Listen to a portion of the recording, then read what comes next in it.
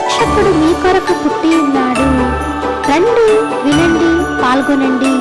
క్రీస్తు సంఘం కందరవల్లి వారు నిర్వహించు క్రిస్మస్ సువార్త మహోత్సవం. తేదీ 2024 డిసెంబర్ 30 సోమవారం సాయంత్రం 6 గంటలకు.